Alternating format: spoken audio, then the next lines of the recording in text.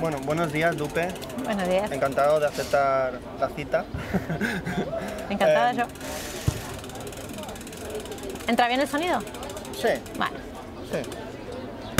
Además, yo estoy muy cerca de esto y hablaré un poco así fuerte y tal. ¿No quieres casco para escuchar cómo entra? No. Bueno. Porque después me lío un poco. Ok.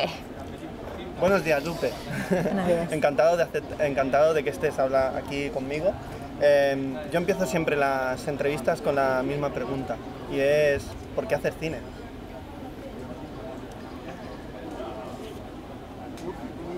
Porque la vida es muy aburrida.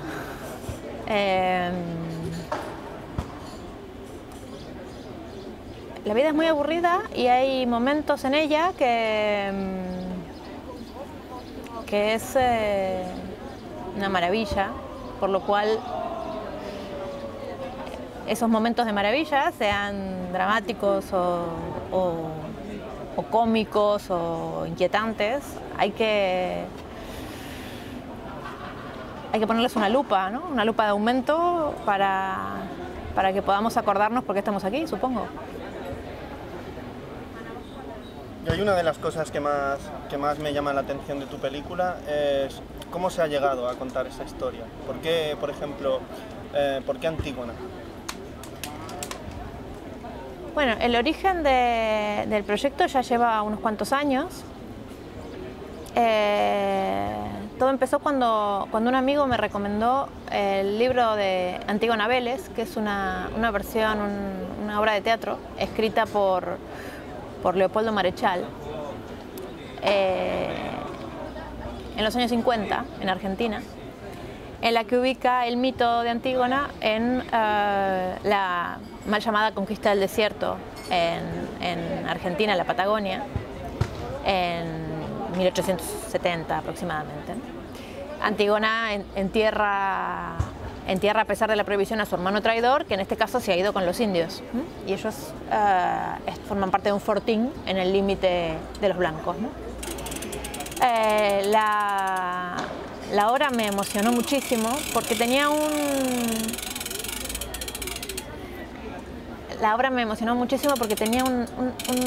fuerte componente popular. Era una obra que había sido un encargo de Eva Perón. Para darle un barniz de alta cultura al peronismo. Y yo, que provengo de esa base ideológica, me pareció una apuesta muy inquietante, ¿no? Muy interesante. Y quería hacerla en la Argentina. Quería hacer una versión bastante más grande, la quería hacer en el desierto, en Patagonia. La cosa es que durante bastante tiempo estuve persiguiendo los derechos de la obra con las hijas de Marechal y habíamos pensado con unos amigos aquí hacer una especie de teaser para poder conseguir financiación. Y en ese momento en que estamos por preparar el teaser, me niegan los derechos, me dicen que los derechos los tiene otro. Y fue entonces cuando llamé a Juan y llamé a Gala y les dije, me pasó esto. Y Juan dice, bueno, escribe tú una versión desde Sófocles y vamos a hacerla, ¿no? Y yo les dije, bueno, pero yo si la hacemos, bueno, tiene que ser tú el fotógrafo y Gala Antígona, porque si no, no me saldrá, ¿no? No saldrá bien. Y bueno, y nos metimos en la aventura. Así nació. Básicamente el personaje de Antígona a mí me interesa porque no me termina de convencer, no me termina de gustar, no me termina de caer bien. Es una mujer que desde nuestro punto de vista cristiano entendemos ahora como que ella es un héroe, ¿no? Un héroe que entrega su vida por cumplir una ley humana, ¿no? Superior al Estado. Y para mí esto no es así. En el momento que esta obra se escribió, las causas de Antígona son mucho más borrosas, ¿no? Y a mí me interesa volver a esa nebulosa en la que la culpa, el pecado, la redención son palabras demasiado modernas, ¿no? Antígona no me cae bien básicamente porque es un elemento de antinaturalidad, de autodestrucción. Y hay una maravilla en estos personajes que al implosionar como un agujero negro se llevan toda la civilización con ellos, ¿no? Y yo creo que Antígona es eso, ¿no? Es la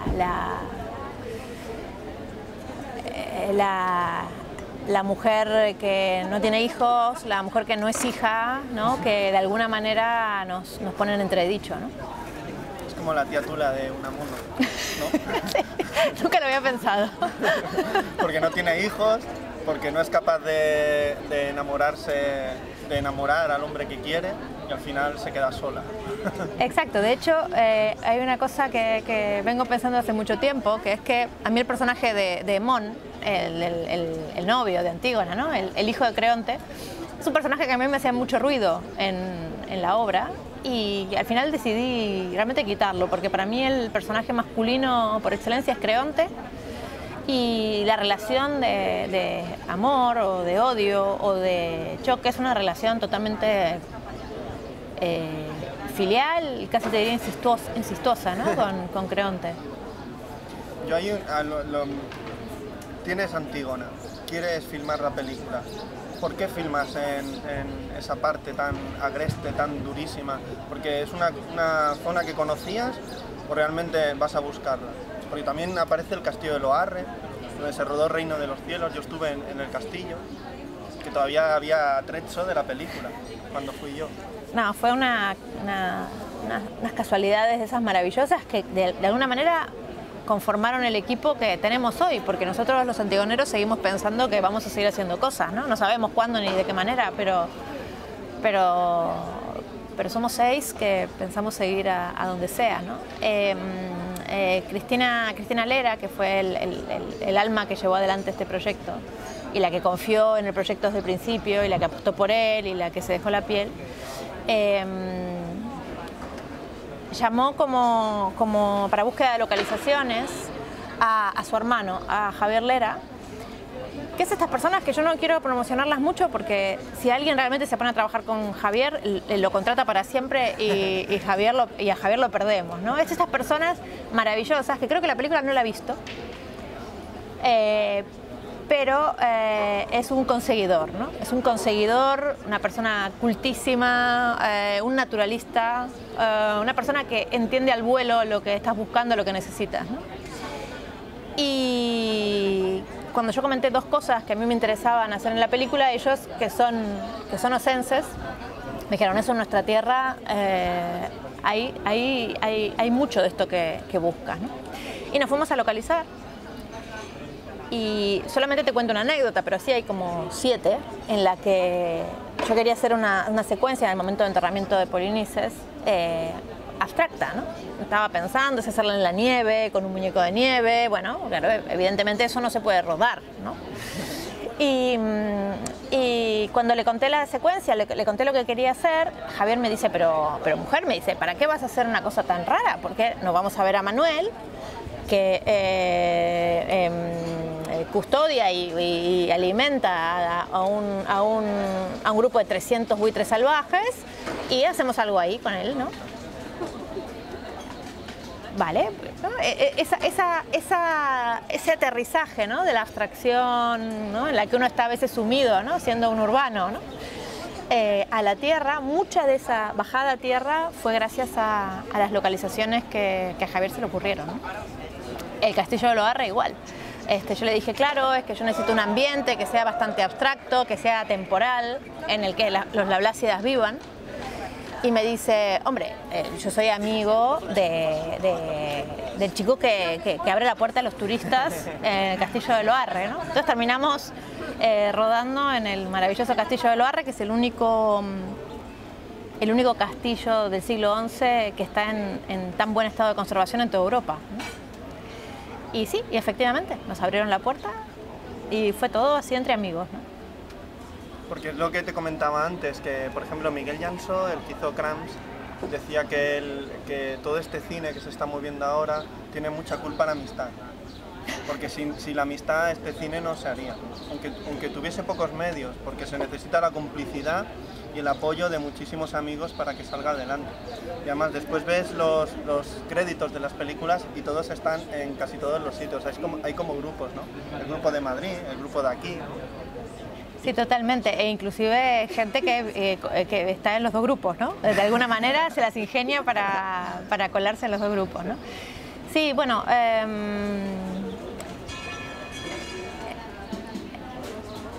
a mí me parece aterrador decir lo que voy a decir, pero es un poco cierto. Para mí casi está entrando en un territorio del hobby, ¿no?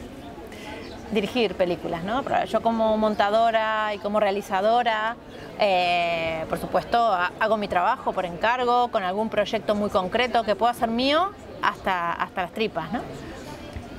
Pero estas cosas, estas aventuras, que son más necesidades vitales que otra cosa, yo creo, ¿no?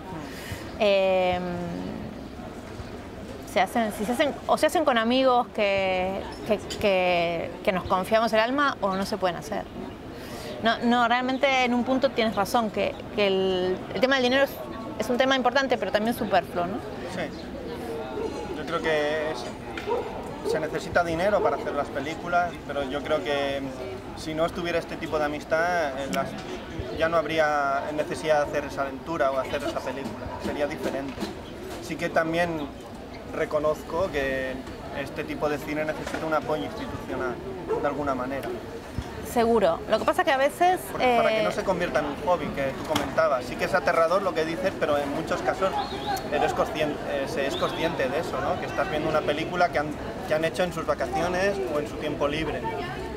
Sí, no, o realmente gente que se ha pasado realmente 3 años de su vida tratando de concretar un proyecto, ¿no? O 20, ¿no? Conozco casos muy extremos, ¿no? Por eso digo que es aterrador, porque de ninguna manera estoy orgullosa ni me parece que es la forma en la que hay que hacer las cosas, pero mientras no haya con el Ministerio de Cultura en el que estamos y la situación en la que vivimos, honestamente creo que hay que hacer cosas. Yo formo parte de la Asociación de Cineastas, he pagado mi cuota, apoyo lo que ellos quieren tirar adelante y me parece totalmente necesario, pero por otro lado también digo, sigamos haciendo cosas porque la vida no para y el cine no lo hace, ¿no? Honestamente, varias de las grandes películas de cine argentino de los 90 se hicieron en el peor momento de la crisis, ¿no? Esa gente luego, de alguna manera, salió de la crisis, el gobierno y las leyes empezaron a apoyar el cine más independiente y la industria está conformada ahora por los loquitos que hacían cosas los fines de semana, ¿no? A lo que quiero decir es que son necesarias las películas que los loquitos hicieron antes y las que hicieron después. Sí. Pero no hay que esperar a que vuelvan los buenos tiempos, porque no volverán y tampoco existieron. Sí, yo creo que todo es un sueño, ¿no? Que en realidad siempre es difícil hacer cine. Yo considero que es un arte muy complicado. Cualquier tipo de arte es muy difícil. Y si a la hora de fabricarlo es difícil, llegar al público ya es muy difícil también. Totalmente. Lo que pasa es que también hay que inventarse, y creo que la asociación también está buscando eso, ¿no? Inventarse nuevas formas distintas, no solamente en el área de la distribución, sino también en el área de la educación, ¿no? Como lo que hablábamos antes un poco, ¿no? Nadie quiere que Los Vengadores no se vea más, ¿no? Por supuesto que no, yo disfruto muchísimo yendo a ver Los Vengadores, ¿no? Pero también me gustaría que películas como la de Isaki, películas como la de Jonas Trueba, las de Juan, ¿no? Tuvieran realmente una capacidad de verse superior. No excesiva, ¿no? Porque es un tipo de cine que no va a ir a ver todo el mundo, pero una forma de mostrarlo, una forma de educar al espectador en la que realmente sea posible acceder a ellas y que eso las haga más grandes y las haga más posibles de hacer, ¿no? Sí. Las haga económicamente viables, ¿no? Yo creo que todo tipo de películas, independientemente del género, de donde quieran llegar, tienen espacio. Tienen que tener ese espacio. Lo que pasa es que yo creo que a este tipo de cine no se le permite ese espacio por ahora, o tiene un espacio muy pequeño. Bueno, hay que buscar, y yo creo que desde el punto de vista de los apoyos públicos, digamos, no solamente a nivel de ayudas, sino realmente a nivel de gestión cultural, cómo ese cine tiene más visibilidad, ese cine tiene más acceso a determinados ámbitos en los que ahora no es que hay otra cosa, hay que quitarla, es que ahora no hay nada, ¿no? Volviendo a tu película, a mí lo que me fascina más de la película es la transgresión de todo. O sea, hay como una especie de aura de libertad que se transmite en la película. La forma de hacerla, a nivel mise en scène, puesta en escena, o a nivel argumental, y también lo que transmite al público. Porque realmente yo, si alguien me dijese, cuéntame esta película, yo no sabría por dónde empezar. Le podría decir cosas que he visto en la película, pero yo no sabría si estaría explicando la película. Porque vemos a Gala interpretando a Antígona, después interactuando con técnicos de la película, después vemos una chica sodinista que está buscando en lugares remotos lo que quedó, las huellas de ese tiempo, de ese pasado. Después unas personas que se dedican a recrear conflictos. Después la vida en un aeródromo. Todo eso mezclado, o sea, es lo que transmite la película. Pero yo no sabría decir hasta qué punto todo eso que me están contando, ¿vale? Creo que es un híbrido de muchas cosas, ¿no? O sea, ¿cómo planteáis? Y además, la película va de un lado a otro sin ninguna manera de definirse, ¿no? ¿Cómo planteáis eso? Por ejemplo, esa mezcla, esa fusión de no géneros, porque yo ya no... Creo que ya el género sí que hay películas que están muy definidas, pero hay otras, como las que estáis haciendo vosotros, como la de Juan, la de Jonás. Creo que el género ha desaparecido. Una pulsión de gente que le ocurren cosas. Sí, bueno, no sé si ha desaparecido. Me parece que es un género muy difícil que particularmente, no sé, me encantaría cultivarlo, ¿no? Algún día. Me encantaría poder hacer una película de terror, por ejemplo, ¿no? Yo creo que más bien la cuestión, desde mi punto de vista, tiene que ver con comprobar los límites para mí, es mi búsqueda, ¿no? No tiene por qué ser la de Juan, ni la de Jonás, ni la de otros, ¿no? Es los límites de la narrativa, ¿no? Es decir, a mí siempre me gustó todo muy bien contadito, ¿no? Siempre me gusta esta articulación narrativa porque me parece que es muy difícil de hacer y me parece que la narración lo es todo, ¿no? Probablemente no me veas haciendo una película contemplativa. Me gusta mucho verlas, pero no está en mi dinámica, no es algo que a mí me interese cultivar, ¿no? A mí los cuentos antes de irte a dormir, ¿no? Me parece que nos han formado de pequeños y a mí me siguen interesando, ¿no? Por lo cual yo digo, esos cuentos, esas narrativas, ¿qué límite formal tienen de disgregación? ¿Sabes? Cuando nosotros los montadores somos como un costurero, ¿no? Un costurero que le hace un traje a un señor que está engordando muy rápido, ¿no? Entonces, yo creo que Antígona es el abrigo de este señor con las costuras así muy tensas, ¿no? Muy al límite, a punto de romperse, ¿no? Y en esa tensión evidente, ¿no? En la que en algunas partes se rasga, porque realmente a mí no me parece en absoluto una película redonda, ¿no? Me parece que hay momentos, y lo sigo viendo, en el que el espectador lo que debería hacer es desconectar, ¿no? Mi intento no se consiguió. Que es unir cosas que en apariencia no tienen comunión, ¿no?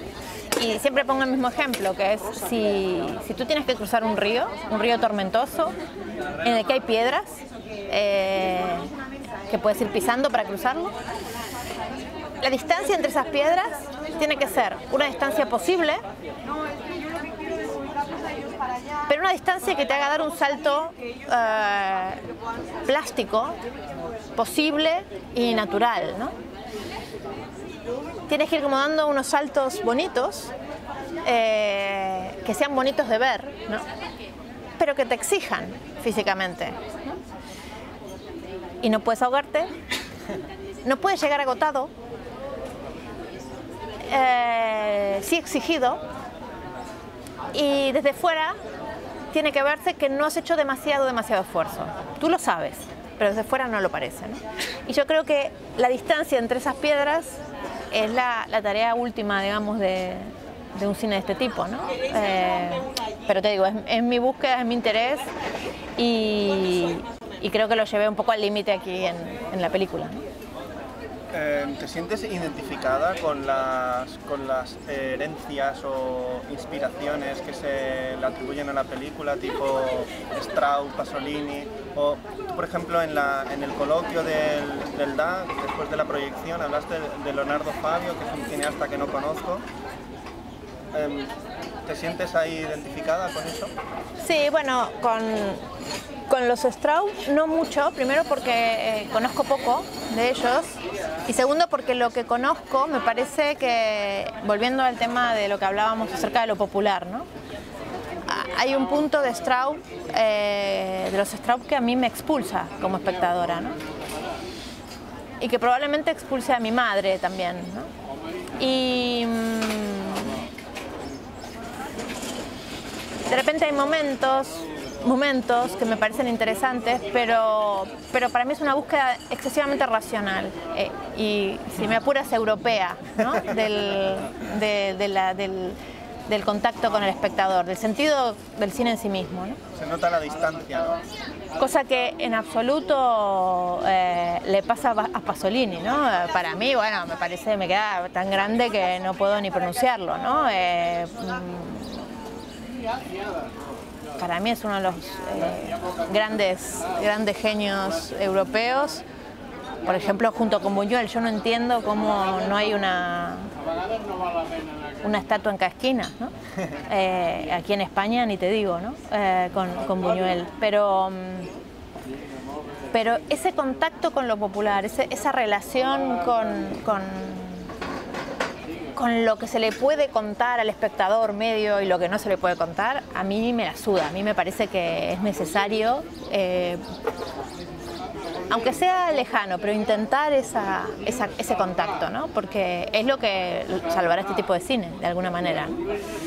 Y cuando lo nombro a Leonardo Fabio, es alguien que recomiendo ver realmente todas sus películas, porque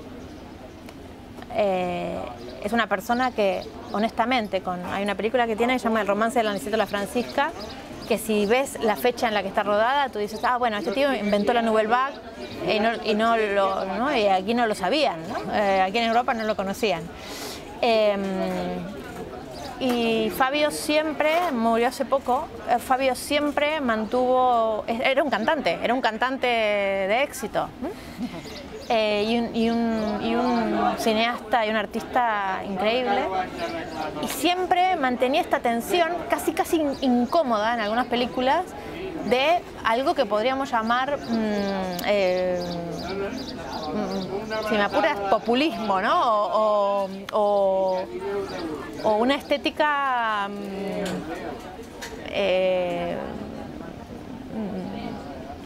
no sé,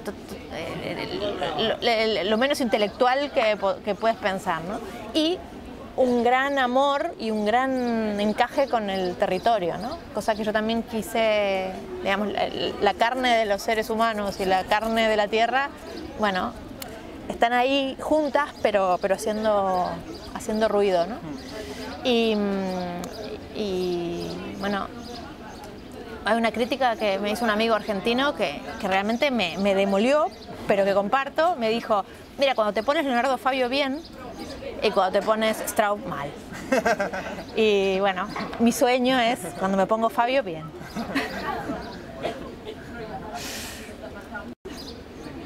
Es que he cortado porque estas cámaras a la media hora se separan. A mí me gustaría que me contaras cómo fue la experiencia de Locarno, porque a mí me sigue pareciendo un festival mucho más importante a nivel cinematográfico que Cannes, por ejemplo, porque en Locarno se ofrecen más películas transgresoras, más películas que respiran más de cine que, por ejemplo, en Cannes. En la sección oficial de Cannes son los cánones, ¿no? Canean los cánones, ¿no? O sea, no ofrecen películas así transgresoras o o la ópera prima de alguien.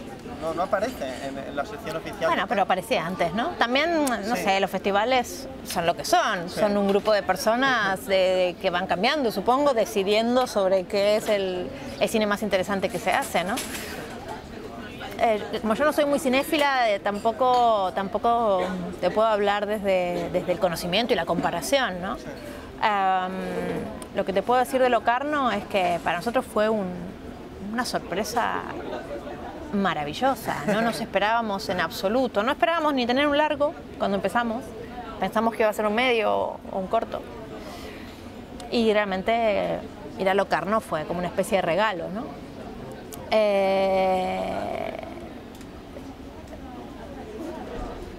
Fue una experiencia extraordinaria porque realmente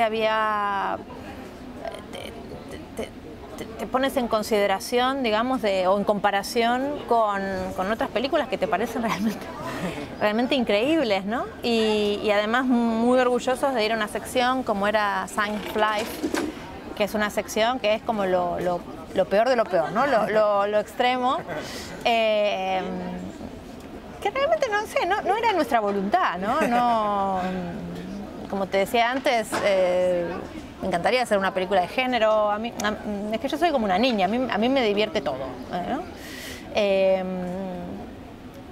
Y por otro lado todo me parece muy difícil de hacer, ¿no? Con criterio y profesionalmente. Y Locarno fue una experiencia extraordinaria, pero honestamente, ahora que no nos ve nadie, te diría que salvo el honor de conocer a un par de cineastas, unos chicos mexicanos con una película monstruosa que tenían maravillosa, y a Carlos Chatrián, que es una persona realmente interesante y está haciendo mucho por nosotros de alguna manera.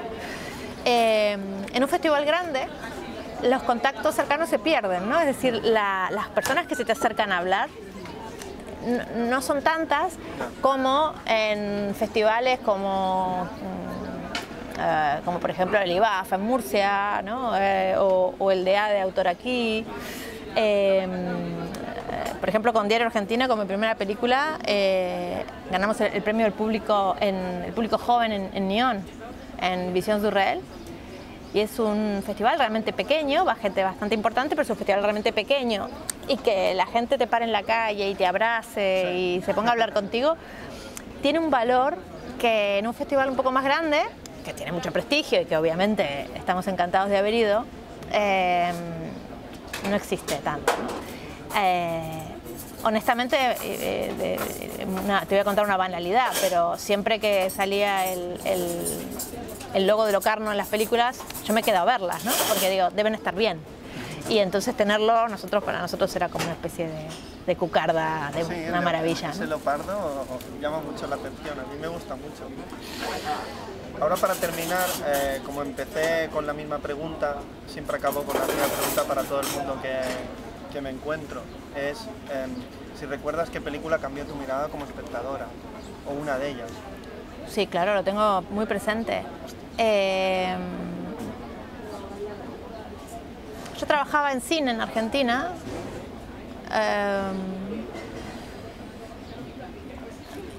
Bueno, me gustaba Berman, me gustaba, ¿no? Lo de siempre.